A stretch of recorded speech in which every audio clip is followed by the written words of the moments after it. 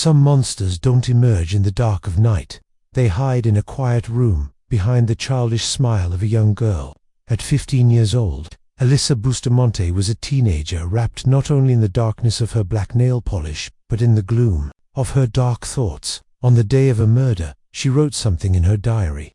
Then, she scribbled over the page with blue ink, but some of the sentences underneath were still legible. Among those lines, the police found these words: "It was amazing as soon as you get over the 'oh my God, I can't do this' feeling. It's pretty enjoyable." This was not a child's fantasy. It was real, and the police would soon uncover the horrifying meaning behind those crossed-out lines. In the interrogation room, Alyssa spoke as if she were describing an ordinary day, without so much as blinking. But why? Why would she want to kill a 9-year-old child? Was this an explosion of rage, or the first outward expression of a darkness that had been growing for a very long time?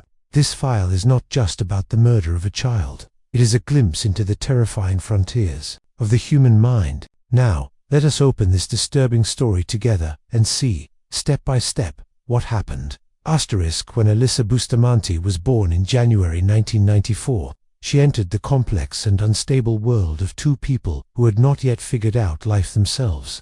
Her mother, Michelle, was only 15 years old. In news sources, she is remembered as a less than perfect mother, with a criminal record that included drunk driving and drug possession. Her father, Caesar, was a man battling his own addictions. Police records show he was convicted of felony assault and was serving 3 concurrent prison sentences. In the lives of these young and troubled parents, there was no room for the responsibility of raising a child. Despite this, they did not stop having children. Michelle and Caesar, who remained indifferent to the children they brought into the world, had 3 more after Alyssa, her younger sister Emma, and twin brothers. While the parents neglected their children, Alyssa and her siblings grew up in a state of perpetual chaos. They were frequently moved between California and Missouri, constantly living under the threat of eviction. Eventually, their mother Michelle abandoned the children for good, never to see Alyssa again. Her father, Caesar, was sent to prison in 2002 when Alyssa was just 7 years old. It was at that precise point that the darkness inside a little girl began to grow silently. The abandonment was total. With no stable parental figures, Alyssa was thrust into the role of a surrogate mother to her younger siblings.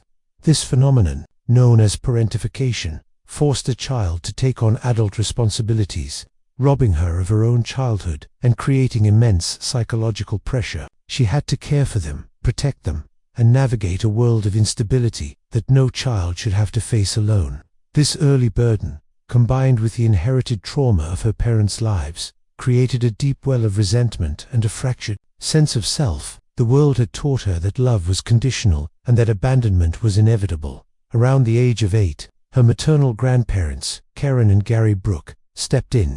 They did everything they could to gain custody of Alyssa and her siblings.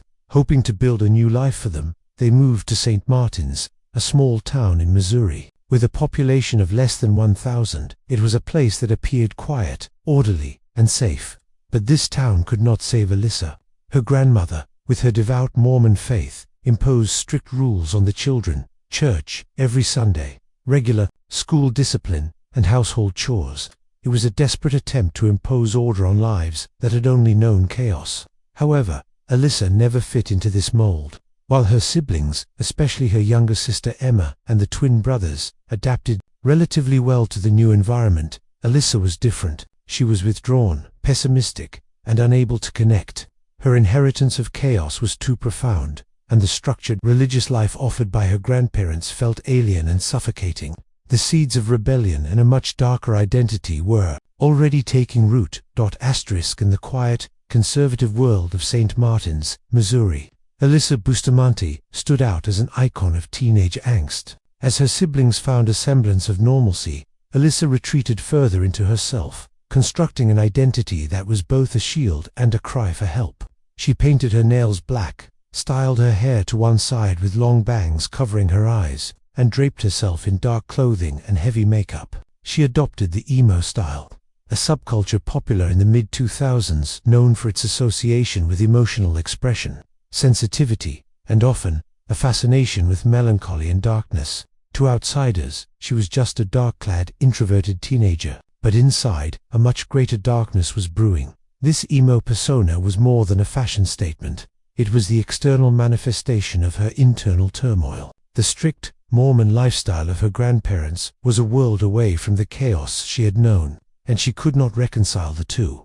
The discipline and religious observance felt like a cage. Her online presence became the primary outlet for the feelings she couldn't express elsewhere. Her social media profiles on platforms like MySpace and YouTube were a disturbing collage of her inner world. She posted selfies with her lipstick smeared like blood and photos where she held her fingers to her head like a gun. On her YouTube channel, she listed her hobbies as cutting and killing people. This was not dismissed as typical teenage hyperbole. It was a direct and chilling window into her escalating violent ideations. She was no longer just a child of neglect. She was becoming a shadow, actively cultivating a persona of darkness. When left alone with her dark thoughts, those thoughts sometimes seeped into the real world. She began to self-harm, cutting her arms as a physical release for her emotional pain.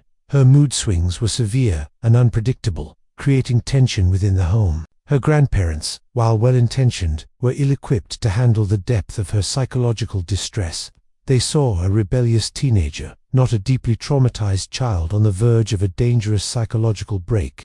The system, which should have intervened long ago, continued to fail her. In this same small town lived another little girl, one who existed in a world that was the complete opposite of Alyssa's. Her neighbor, Elizabeth Olton, was just 9 years old. Her mother, Patty, described her as a sweet, cheerful child. She was a girl who loved everything pink, adored kittens, and lived a happy, innocent life in a tidy room filled with stuffed animals. She was enjoying a normal childhood in a quiet home. But fate would allow these two opposing worlds to tragically intersect. On the day that would change everything, the darkness Alyssa had been cultivating was about to find its first real-world expression, and it would cost a little girl her life. Asterisk. The darkness inside Alyssa Bustamante was not just a feeling, it was a plan. In the weeks leading up to the murder, her violent fantasies began to crystallize into a concrete, premeditated act. This wasn't going to be a sudden explosion of rage. It was going to be a carefully staged event. Her first step was to prepare the setting. In the woods near her home, she dug 2 separate, shallow graves. The act of digging, of physically carving out a space for death, was a profound commitment to the violence she intended to unleash. It was a patient, deliberate act, turning a dark fantasy into a tangible reality. Her diary became the chronicle of this descent. Just a week before Elizabeth Olton's death, she wrote a chillingly prophetic entry. "If I don't talk about it, I bottle it up, and when I explode, someone's going to die." This was not the writing of someone losing control. It was the declaration of an impending, planned action. It was a warning that the pressure inside her had reached a critical point, and that she had chosen a violent release. The question of her intended victim adds another layer of horror to her premeditation. A prevalent theory suggests that Elizabeth Olton was not even her original target. The existence of 2 graves has led many to believe that Alyssa initially planned to kill her own 2 younger brothers. This theory is supported by a deeply disturbing video she posted on her YouTube channel. In the video, she can be seen trying to convince her little brothers to touch an electrified cattle fence. Alyssa herself is silent on camera, but a written caption appears on the screen. "This is where it gets good. We're going to see my brothers get hurt." This video cannot be dismissed as a cruel prank or teenage folly. It clearly demonstrates a fascination with inflicting pain and a dangerous level of malice directed at her own family. Whether her target shifted or Elizabeth simply presented an easier opportunity, the intent was clear. Alyssa was hunting. After digging the graves, she went about her life as if nothing was wrong. She went to school, laughed and chatted with friends, and maintained her facade. This ability to compartmentalize, to engage in the mundane activities of teenage life while secretly planning a murder, is one of the most terrifying aspects of her psychology. It shows a profound detachment from empathy and a cold, calculating nature that belies her age. The graves sat empty in the woods, waiting. They were a promise of the violence to come, a testament to a plan that was methodically moving toward its horrifying conclusion. Asterisk. On October 21, 2009, the separate worlds of Alyssa Bustamante and Elizabeth Olton collided with catastrophic force. That afternoon, Elizabeth was at home, rehearsing for a school play. Her mother, Patty Price, was in the kitchen preparing dinner when the doorbell rang. Standing on the doorstep was 6-year-old Emma Bustamante, Elizabeth's friend and Alyssa's younger sister. She had come from their house on the other side of the woods and excitedly asked, "Can Elizabeth come play with me?" Like any child, Elizabeth was eager to go outside. Patty hesitated at first. She knew her daughter was afraid of the dark, and evening was approaching. But she eventually relented, on one condition: Elizabeth had to be home in an hour. By 6 p.m., Elizabeth happily agreed to her mother's terms, grabbed her little friend's hand, and darted out the door. Patty assumed her daughter would be back shortly. She watched the clock, but that door would never open for her daughter again. An innocent playdate was in a matter of minutes about to turn into a nightmare. This was not a spontaneous invitation. It was the first step in Alyssa's calculated plan. She had used her own little sister as bait, instructing her to bring Elizabeth into the woods. After leading Elizabeth away from the house, Alyssa sent Emma home, telling her everything was fine. From that moment on, Elizabeth Olton was in Alyssa Bustamante's hands. As they walked deeper into the woods, Alyssa lured the small, trusting girl with a promise. "I'm going to show you something really cool," she said. "It's just a little further." But that cool thing was nothing other than death. When they reached the graves she had dug, the facade dropped. Alyssa launched her attack. She first began to strangle the 9-year-old girl, but she didn't stop there. After strangling her, she stabbed the little girl repeatedly in the chest. Finally, she took her knife and slit Elizabeth's throat. It was an act of unimaginable brutality and overkill. Alyssa then dragged Elizabeth's body into one of the pre-dug graves. As if performing a mundane chore, she covered the body with dirt and leaves. Then, she stood up and silently walked back home. The entire act, from the lure to the burial, was executed with a chilling efficiency that spoke not of a sudden rage, but of a fulfilled, long-held fantasy. When 6 p.m. arrived, Patty Price glanced from the kitchen, but the house was still, quiet. Elizabeth had not returned. A sudden fear gripped her. She first called her neighbor, hoping to hear that Elizabeth was still playing with Emma, but the answer was not what she expected. The neighbors said Elizabeth had never come over to their house at all. Patty hung up the phone and ran to the neighbor's home, but Elizabeth wasn't there either. She immediately called the police, and from that moment on, nothing would ever be the same again. The police launched a massive area search. The neighborhood, the woods, and the surrounding areas were combed through meticulously. News of the disappearance spread quickly, and hundreds of volunteers joined the search efforts to find the missing. The FBI also joined the case. Investigators tracked the signal from Elizabeth's cell phone, which pointed deep into the woods. The entire focus shifted to this area. During the search, some volunteers stumbled upon something strange in the woods, a patch of earth that was disturbed and shaped like a grave. But there was still no sign of Elizabeth. As the investigation deepened, the FBI questioned 6-year-old Emma. Emma said they had played for a little while, and then she thought Elizabeth had gone home. But then, a small detail emerged. Emma mentioned that she had fallen into some thorn bushes during their play and had called out for her older sister for help. Alyssa Bustamante was her sister, and she had been with them in the woods that day. Based on this information, investigators immediately questioned Alyssa. The 15-year-old girl was remarkably calm. In her statement, she said she knew nothing about Elizabeth's disappearance. The police, at that moment, saw no reason to suspect Alyssa.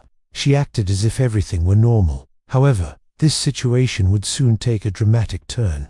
Investigators eventually took Alyssa to the area where the empty grave had been found. At that time, Sergeant David Rice and the forensic team were examining the site. As Alyssa approached the area, Rice heard her say something quite strange. Alyssa admitted that she had dug the grave herself, but said there was nothing sinister about it. When Rice asked why, she stated that she simply liked to dig holes and sometimes placed dead animals in them. Although Alyssa tried to downplay the significance of the grave, Rice found this explanation extremely suspicious.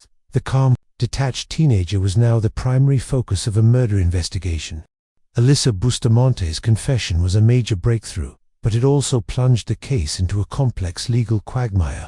The interrogation, which secured the confession, was later heavily scrutinized in court, particularly because of the role played by the juvenile officer on duty. Toby Meyer, A juvenile officer's duty is to protect the rights of a young suspect and remain a neutral party. However, Maya was found to have actively participated in the interrogation, using language that was perceived as coercive and pressuring Alyssa.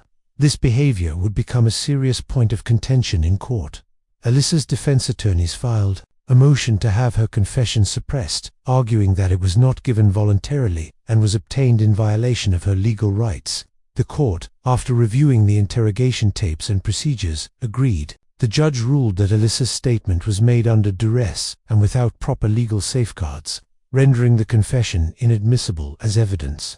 The suppression of this critical piece of evidence was a significant blow to the prosecution's case. It removed their most powerful tool for proving guilt beyond a reasonable doubt. This development created an opening for a plea bargain. The prosecution, now facing a much tougher trial without the confession, offered a deal. In exchange for Alyssa waiving her right to a jury trial, she would be allowed to plead guilty to the lesser charges of second-degree murder and armed criminal action. This agreement prevented a lengthy and uncertain trial and reduced the legal risks for both sides. During the legal proceedings, the defense team argued that Alyssa was not mentally sound when she committed the crime, presenting several key points. They emphasized that Alyssa had a long-standing diagnosis of depression and that just weeks before the murder, the dosage of her antidepressant medication, Prozac, had been significantly increased. The defense argued that this medication, especially in adolescents, carried a risk of increasing aggression and impulsive behaviors. They cited research suggesting a statistical link between Prozac use and violent tendencies in young people. However, the prosecution's expert witness, psychiatrist Dr. Anthony Rothschild, strongly refuted this theory. He testified that there was no credible evidence in medical literature to suggest that Prozac could cause someone to commit murder. The court ultimately sided with this view, ruling that her medication use did not negate her criminal responsibility. After navigating this legal labyrinth, the path to sentencing was clear. Alyssa Bustamante pleaded guilty. For the charge of second-degree murder, she was sentenced to life in prison with the possibility of parole. For the charge of armed criminal action, she received an additional 30-year sentence. This meant she would have to serve a minimum of 35 years in prison before she could even be considered for parole. The legal battle was over. Alyssa's fate was sealed, and she was sent to the Vandalia Women's Correctional Center in Missouri to officially begin her sentence. The case of Alyssa Bustamante forces us to confront uncomfortable questions about youth, evil, and responsibility. Her diary entry celebrated the act of killing, yet her life was a testament to unimaginable trauma. So, what do you believe was the ultimate driver of her actions? Was it a calculated desire to experience the ultimate thrill, as she claimed? Or was it the final, violent explosion of a child who had been broken by the world? Share your complex thoughts on this story with us in the comments. If you wish to continue exploring the social, psychological, and legal dimensions behind true crime stories like this, don't forget to subscribe to our channel and like the video. See you in the next analysis.